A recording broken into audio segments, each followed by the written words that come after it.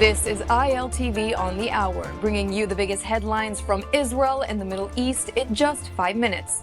I'm Devo Klein, and today is day 676 of the war in Gaza. Let's get into all of the top headlines of the hour. Israel has released new information on the secret Hamas identity of Anas Al Sharif, the Al Jazeera journalist who was targeted in an airstrike yesterday near the Jabalia camp in the Gaza Strip. According to the IDF, the journalist's terrorist double was responsible for advancing rocket attacks on Israeli civilians, leading to the targeted elimination of Sharif and 6 others. The published records of Sharif's involvement with the terror group further cements the reasoning for his elimination.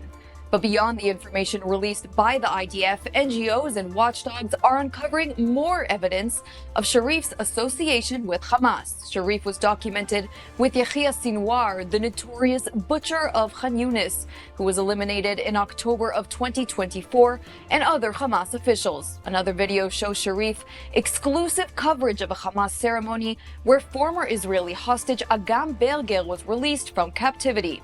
In a last-ditch effort to humiliate and dehumanize the Israeli hostages before handing them over to the Red Cross, Sharif had been granted full access to cover this heinous event. Standing alongside the Hamas terrorist and just meters from Agam Berger, this is a Hamas-certified journalist. But even more evidence is coming out. Take a look at this Telegram post from Sharif on October 7th, 9 hours, and the heroes are still roaming the country, killing and capturing. Hamas are not any person who claims themselves a journalist and then continues on to praise the murder and kidnapping of innocents is just vile. Now, surely the Palestinians themselves didn't know about Sharif's terror activities, except they did. Even the Gazan population have turned against Sharif. Take a look at this clip of Gazan civilians raging at Sharif.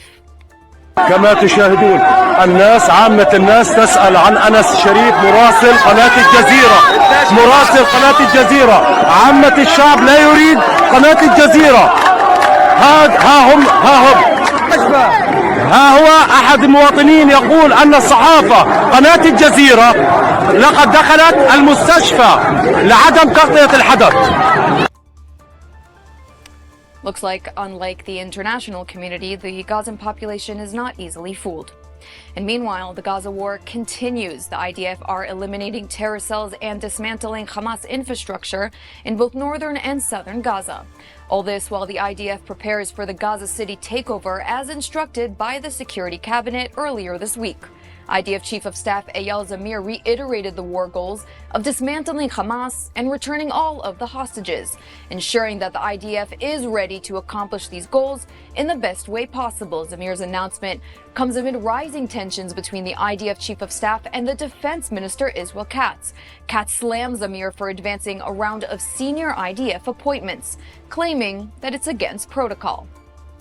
And U.S. President Donald Trump has yet to oppose or agree with Netanyahu's Gaza City takeover plan, although the two leaders did have a phone call last night. Trump told Axios that the call was, quote, a good call, but did not reveal his stance on the current plan of the IDF for the war in Gaza. Trump did tell Axios, though, that he does not think Hamas will agree to any form of deal to release the hostages. The comments from Trump follow Netanyahu's press conference to international media earlier this week, in which the Israeli Prime Minister reportedly hardened his stance on the elusive deal. According to Netanyahu, Hamas clearly does not want a deal, something that is evident through their hasty rejections and posing impossible conditions to reach a deal. Netanyahu is now interested in releasing all 50 hostages, living and dead. And until Hamas can show good faith, Israel will not participate in negotiations. That's it for this edition of ILTV on the Hour. We'll continue giving you the most important updates coming from Israel and the Middle East. But for now, you can keep up with us on our ILTV app by scanning the QR code on your screen. I'm Devo Klein. Thanks for watching, and we'll see you soon.